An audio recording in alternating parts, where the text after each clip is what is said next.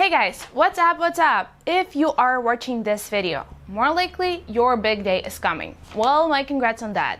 I know you are Googling your ass off right now because you wanna find that perfect bridal gown, the dress. Well, look no more, you are on the right channel. Today, I'll answer most of your questions, even those you had no idea about yet. But before that, please perform your YouTube routine. Put the thumbs up, subscribe to my channel. As a brand new YouTuber, I do need your help. And don't be a hater, let's support each other. With that being said, let me cut straight to the chase, and I promise you, we're gonna talk a lot about practical fashion. Mwah!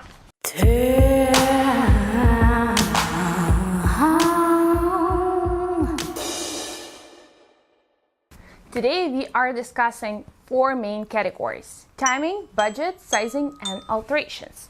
This topic is humongous, so little disclaimer, this is first part of two videos, and next video probably gonna be next week. And we're gonna talk about sizing, color, fashion, and all the good stuff. So let's go to category number one, which is timing. I like to divide all of my brides into three main groups over here, and the reason why is that this process is kind of long. Most of the dresses, if your dress is not custom made, of course, coming from over the seas, mainly China, and they're going to designer first, and only that the designer would send it to the retailer. So that means you need at least 5 months to get your dress from any designer, and then at least 1 month for alterations, depending on the dress and how, and the fit and stuff like that. So anyways, if you have more than 15 months ahead, good news is that you can enjoy the process. Go to different appointments, figure out what you like, what designer, work on your budget too. My main tip here is do not rush into buying anything, especially under the pressure of consultant, the sale of the year, especially the manager stepping in, your family, your friend. When you feel that's the dress, it's one thing, but do not buy it because someone else is telling you, you look great, it's your dress, oh my God, you look so gorgeous. No. If that's your dress, you would feel it and you're not gonna hesitate. If you're hesitating, it's not your dress. The only kind of exception here is some of the styles can get discontinued, and since you have so many months ahead of you and you feeling that's the dress, just go for it. So category number two here would be 12 to 8 months. Perfect timing. You can shop around as long as you're doing something and going somewhere and narrowing down those dresses to the one you like the most, you're good. Just don't be too slow or too fast. Make a list of people you want to take to appointments with you, or like my best advice, go yourself first. For the first 2-3 rounds, go yourself, figure out what you like, narrow down to 3 places, to 3 to 2 dresses in each place, and only then take your family. Believe me or not, you would end up overwhelmed. I saw it a lot of times. Yeah, you're gonna thank me later. Category number 3, if you have less than, let's say, 7 months. Bad news that you need to be quick. Good news that we can still work in this situation and get your perfect bridal gown. Your options are either buy sample dress in the store, or obviously clean it and alter. You can go as pre-owned, you can go to eBay if you know style, color, and size for sure. You can go to websites such as J.Crew, Topshop, Aces. They have pretty decent bridal section in there, and I'm sure you can find something really beautiful. It's not all about the dress or the price, it's more about the whole look, how it's gonna fit you. Besides, you can always return the dress, it's gonna be cheaper, it's gonna be fast. One more option, you can go with rush order on the style you love. Most likely the designer would offer that option. Of course, that's gonna cost you extra, but you're gonna get your perfect bridal gown, which is great, and you're gonna be happy. Also, one more tip, spend more for accessories. Oh, by the way, yeah, you can go with bridesmaid dress. You can just change the color. Most likely the designer would offer that either online or in the store.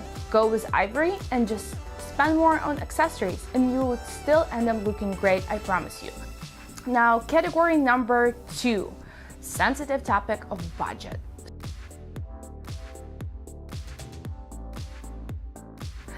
The thing is, you're not spending on the dress all alone. You're gonna pay tax, most likely shipping fee. You need good accessories, you need that veil. Every bride should know her budget. First of all, do not try on over the budget dresses. You would be overwhelmed and upset if you love the dress and you cannot afford it. Secondly, when you're calling to set up an appointment, please ask for their price range. One more thing, do not buy accessories the same day and in the same place. Buy some of those like custom-made accessories, something more exquisite, go to smaller boutiques. From my experience, any like necklace or pair of earrings, just a simple, rhinestones, that would cost way more in a wedding place, in wedding salon, bridal place, wherever you want to call it. So please remember that. Also, tip number 4 or 5 or wherever, ask for a sale. No, it's not cheap. I know for some people it's really hard and they would be like, oh, can you please do 10% off? But that's totally fine. Obviously, the consultant and the manager would not give you 50% off.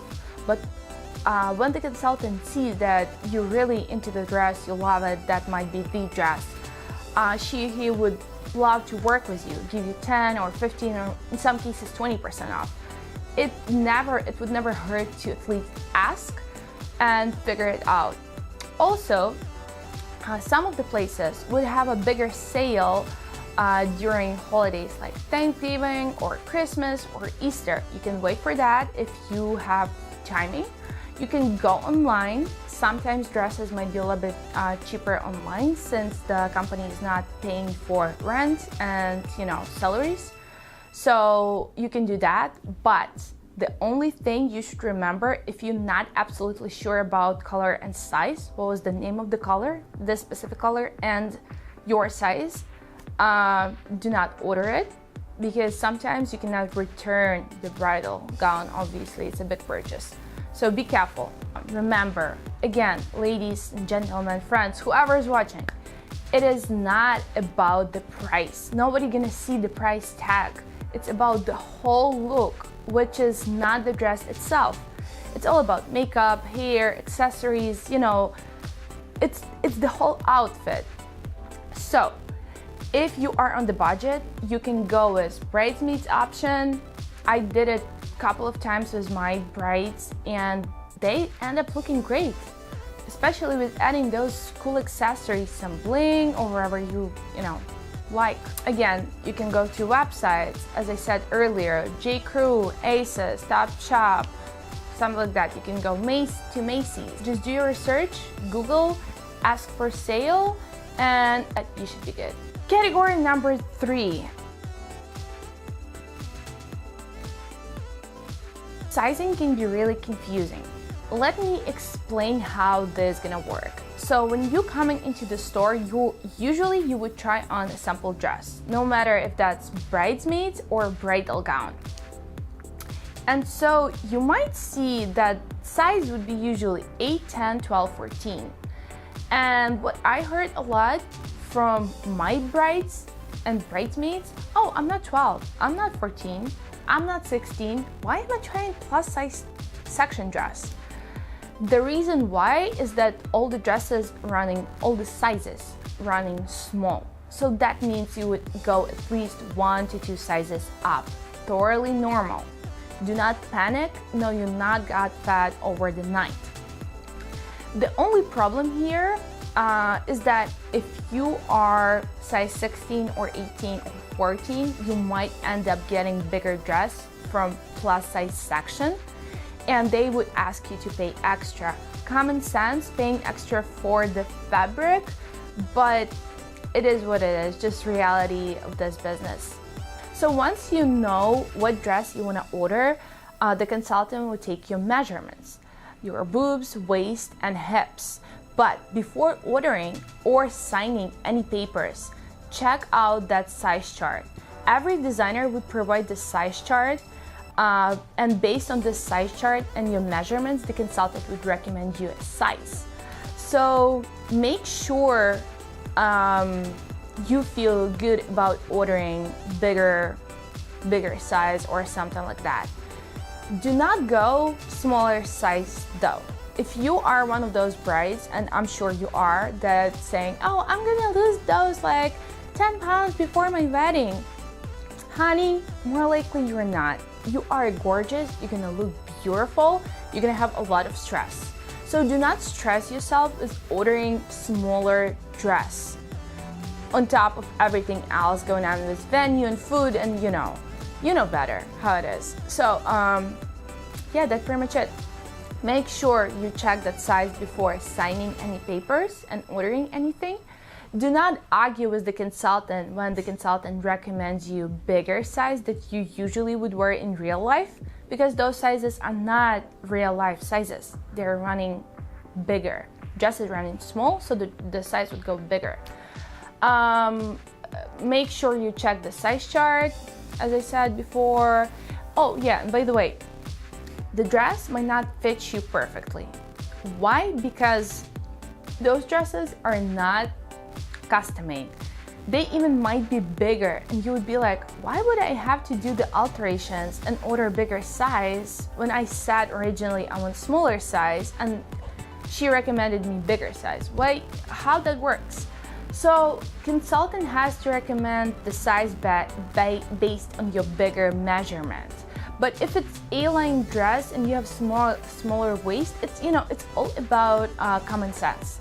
If you can try on the size of the dress and see how it fits, and you would be like, oh, okay, maybe I can go size up or size down. Just don't go crazy all over the place. By the way, sometimes sample sizes might be bigger from the size that you would end up getting, just because a lot of people tried it on, and they sweat, they moved around, that size was not necessarily their size, so they stretched the dress. Keep that in mind as well.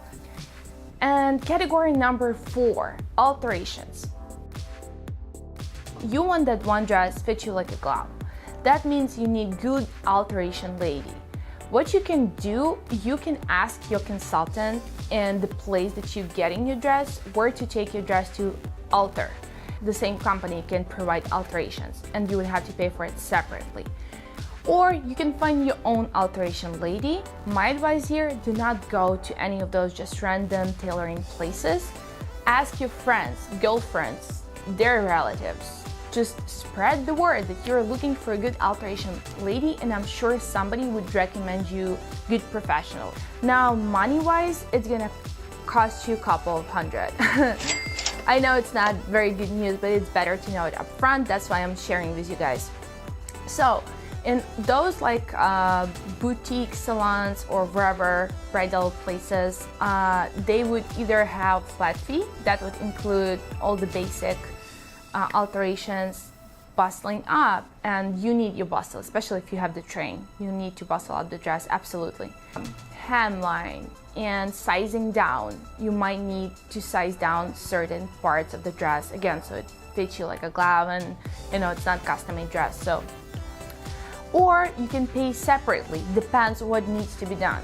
In some cases, again, from my experience, what I saw, bride might be tall enough, and so you won't need to cut the hem, but then you need to size it down. Try to find that one alteration lady that was recommended, and you kind of need to feel her vibe, because you're gonna come a lot.